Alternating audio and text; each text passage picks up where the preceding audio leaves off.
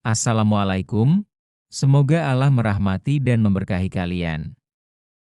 Semoga teman-teman semua dalam keadaan sehat walafiat.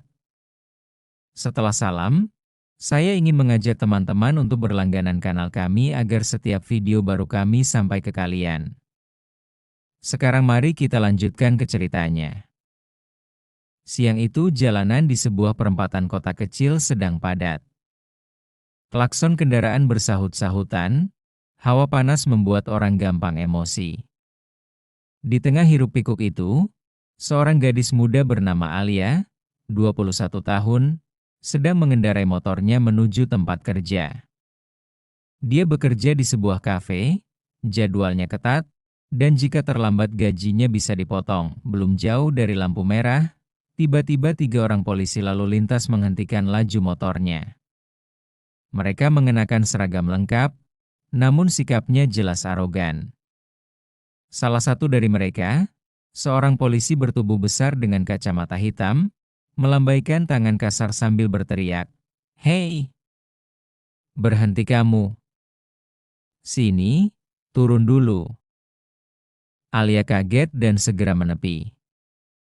Dia tidak merasa melakukan pelanggaran. Helmnya terpasang, surat kendaraan lengkap di tas, dan motornya dalam kondisi standar. Namun begitu dia menepi, polisi itu langsung menatap tajam penuh curiga. "Kamu tahu salahmu apa?" tanya polisi itu dengan nada tinggi. Alia mencoba tetap tenang, meski jantungnya berdegup cepat. "Maaf, Pak. Saya rasa saya tidak melanggar aturan. Helm ada, SIM dan STNK lengkap. Kalau ada salah saya mohon diberitahu." Polisi itu justru tertawa sinis. Dua rekannya ikut mengelilingi Alia, membuat suasana semakin tegang. "Jangan sok polos. Kamu tadi katanya nerobos marka, nggak berhenti sesuai garis. Itu pelanggaran berat," bentaknya. Alia tahu betul ia berhenti sesuai aturan. Tuduhan itu jelas dibuat-buat. Namun yang lebih mengejutkan, salah satu polisi langsung menuntut, "Kalau nggak mau ribet, ya udah sini, damai aja. Bayar 5 juta. Alia sontak terbelalak. 5 juta? "Pak, saya kerja cuma barista, gaji saya sebulan aja nggak segitu. Lagian saya nggak merasa salah." Mendengar jawaban itu, polisi besar tadi kehilangan kesabaran. Ia mendorong bahu Alia kasar hingga hampir jatuh. Jangan ngelawan kalau ngomong sama polisi. Mau motor kamu disita." Orang-orang di sekitar mulai memperhatikan. Beberapa pengendara yang berhenti di lampu merah tampak kasihan, tapi tidak ada yang berani campur tangan. Polisi-polisi itu terkenal di daerah itu suka memalak, dan warga enggan cari masalah. Alia menggigit bibirnya, menahan emosi. Namun ketika salah satu polisi menarik tasnya untuk mencari dompet, kesabarannya habis. Ia merasa dipermalukan, diintimidasi, bahkan hampir dijatuhkan. Wajahnya memerah, matanya berkaca-kaca, tapi bukan karena takut, melainkan marah. "Cukup. Jangan seenaknya. Saya bukan orang yang bisa kalian injak begitu saja." Alia bersuara lantang, membuat beberapa orang di sekitar terkejut. Namun polisi itu malah tertawa mengejek. "Wah, berani juga ya. Kalau gitu jangan salahin kami kalau kami bikin susah." Kemarahan Alia memuncak. Ia sudah di titik di mana rasa takutnya hilang sama sekali. Tangan dan kakinya bergetar, bukan karena lemah, melainkan karena siap melawan. Gadis itu menatap tajam ke arah para polisi arogan itu, dan dalam hatinya ia bersumpah tidak akan membiarkan mereka terus mempermalukannya. Kerumunan semakin banyak mengelilingi perempatan itu. Orang-orang mulai mengeluarkan ponsel, beberapa merekam dari jauh. Situasi yang awalnya tampak seperti razia biasa kini berubah jadi tontonan. Alia yang masih ditahan motornya mencoba menarik napas panjang. Tapi ketika salah satu polisi arogan kembali mendekat dan menepuk-nepuk wajahnya dengan kasar sambil berkata, "Bayar 5 juta sekarang, atau motor kamu kita derek." Kesabarannya benar-benar habis. Dengan refleks cepat, Alia menepis tangan kasar itu. "Jangan sentuh saya," bentaknya lantang. Suaranya memantul di antara kendaraan yang berhenti. Polisi bertubuh besar tadi jelas tak terima. Dia maju dan hendak mendorong Alia sekali lagi. Tapi kali ini Alia yang lebih dulu bergerak. Dengan kecepatan yang mengejutkan, ia menendang tepat ke arah perut polisi itu. Buk! Polisi besar itu terhuyung ke belakang, nyaris menabrak motor rekannya. Orang-orang yang menonton langsung bersorak kaget. "Gila, cewek itu berani banget," bisik seorang pengendara. Dua polisi lainnya langsung naik pitam. Mereka maju bersamaan, hendak menangkap Alia. Namun Alia sudah bersiap. Ia memang bukan gadis biasa. Sejak SMA, ia ikut latihan silat di perguruan yang terkenal di kampungnya. Tubuhnya memang mungil, tapi gerakannya lincah dan penuh tenaga. Saat salah satu polisi mencoba meraih tangannya, Alia dengan cekatan memutar pergelangan tangan polisi itu ke belakang. Polisi itu menjerit kesakitan, "Ah, lepasin." Tanpa membuang waktu, Alia menendang lututnya, membuat polisi itu terjatuh berlutut di aspal. Kerumunan semakin riuh. Beberapa penonton bersorak mendukung Alia, yang tampak seperti seorang gadis yang dipojokkan tapi tak mau menyerah. Polisi ketiga yang membawa pentungan lalu berusaha menyerang. "Kurang ajar.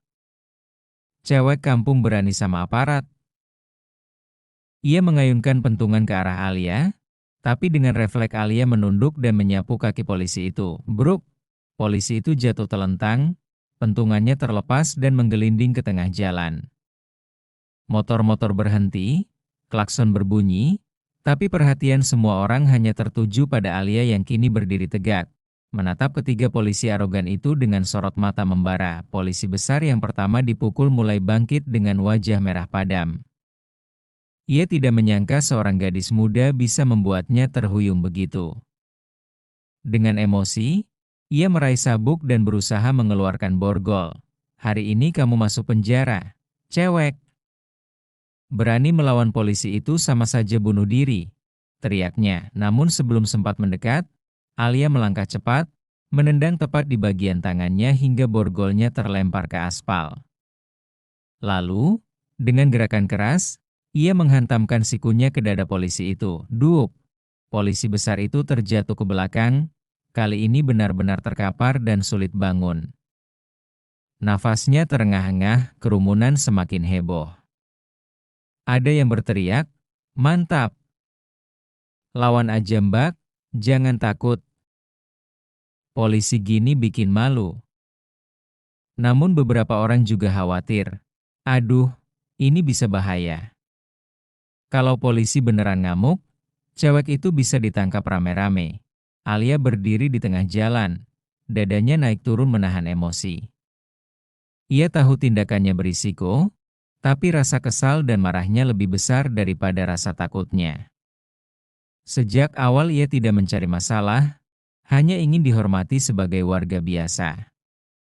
Tapi ketika ia dipalak dan dihina, ia merasa harus melawan. Dua polisi yang masih berdiri mulai mundur sedikit. Wajah mereka pucat, tidak menyangka situasi berbalik seperti ini. Namun gengsi mereka membuat mereka tidak mau berhenti. "Kamu pikir orang-orang di sini bisa nolongin kamu? Habis ini karirmu hancur." Salah satu dari mereka berteriak sambil mencoba menutupi rasa malunya. Alia hanya menatap dingin. "Lebih baik karir kalian yang hancur karena kelakuan sendiri. Saya tidak takut." Kerumunan semakin banyak. Beberapa warga sudah mulai menyiarkan langsung kejadian itu di media sosial. Nama para polisi arogan itu perlahan-lahan akan terbongkar, dan mereka tahu kalau semakin lama mereka di sana, semakin besar aib yang akan tersebar. Namun satu hal yang pasti, Alia tidak akan mundur begitu saja. Suasana di perempatan itu semakin panas. Polisi besar yang tadi ditendang Alia masih tergeletak di aspal, berusaha bangkit dengan wajah penuh amarah, sementara dua rekannya tampak ragu untuk kembali maju. Sorak-sorai dari kerumunan membuat gengsi mereka semakin jatuh. Polisi apa kayak gini? Malah palak rakyat, teriak seorang bapak pengendara. Udah direkam semua nih, biar viral. Sahut yang lain sambil mengacungkan ponsel, wajah para polisi itu pucat. Mereka tahu rekaman seperti ini bisa menghancurkan karir mereka dalam sekejap. Namun rasa gengsi membuat mereka masih mencoba menunjukkan wibawa. Salah satu polisi maju lagi, meski langkahnya goyah. Ia menunjuk Alia dengan penuh emosi. Kamu sudah melawan aparat. Kamu pasti masuk penjara. Alia yang berdiri tegak, napasnya masih terengah, menatap tajam sambil berteriak lantang agar semua orang mendengar. Penjara buat orang yang bersalah, bukan untuk saya. Saya tidak salah. Saya hanya melawan karena kalian memalak dan mempermalukan saya. 5 juta? Itu bukan tilang, itu perampokan. Kerumunan langsung bersorak setuju. Banyak yang berteriak mendukung, betul. Bukan razia, ini perampokan berkedok hukum. Kami semua saksi, Mbak, jangan takut. Tiba-tiba suara sirene meraung dari arah belakang. Sebuah mobil patroli lain datang bersama beberapa anggota provos, bagian polisi yang bertugas mengawasi disiplin aparat. Kerumunan langsung riuh. Waduh, provos datang, bisik seorang warga. Para polisi arogan itu mendadak panik. Salah satu dari mereka mencoba kabur, tapi warga langsung menghadang. Mau lari kemana? Tanggung jawab dulu. Provos segera turun dari mobil, wajahnya tegas. Seorang perwira muda berpangkat Ibtu langsung menghampiri Alia. Mbak, tenang dulu ya. Bisa ceritakan apa yang terjadi? Alia masih ngos-ngosan, tapi dengan suara lantang ia menjelaskan dari awal. Bagaimana ia dihentikan tanpa alasan jelas, dituduh nerobos marka, lalu diminta uang damai 5 juta. Ia juga menunjuk langsung para polisi arogan itu. Kalau saya tidak melawan, mungkin saya sudah dipalak, bahkan dipermalukan lebih parah. Kerumunan mendukung cerita Alia. Banyak warga yang serentak mengangguk dan bersuara. Betul, Pak. Kami semua saksi. Tadi mereka main kasar duluan, maksa minta duit. Perwira provos menatap tajam 3 polisi yang dituduh. Benar apa yang mereka bilang? Tanyanya dingin, ketiganya terdiam, wajah mereka pucat. Polisi besar yang tadi dihajar Alia hanya bisa menunduk, menahan sakit sekaligus malu. Tanpa banyak bicara, provos memberi perintah, bawa mereka ke mobil. Mereka akan diperiksa di kantor. 2 polisi langsung diborgol di tempat, sementara yang besar dibantu 2 anggota lain untuk berdiri. Kerumunan bersorak puas melihat keadilan akhirnya datang. Alia hampir tidak percaya. Tegang yang ia rasakan sejak tadi pelan-pelan luruh. Perwira muda itu kembali menenangkannya. Mbak, kamu sudah berani. Kami akan minta rekaman dari saksi-saksi sebagai bukti. Tenang, Mbak tidak akan dipersalahkan. Justru tindakan kamu membuka kebusukan oknum. Air mata menetes di pipi Alia, bukan karena takut, tapi karena lega. Ia menunduk sebentar, lalu menjawab lirih tapi tegas, saya hanya tidak ingin diperlakukan seperti sampah.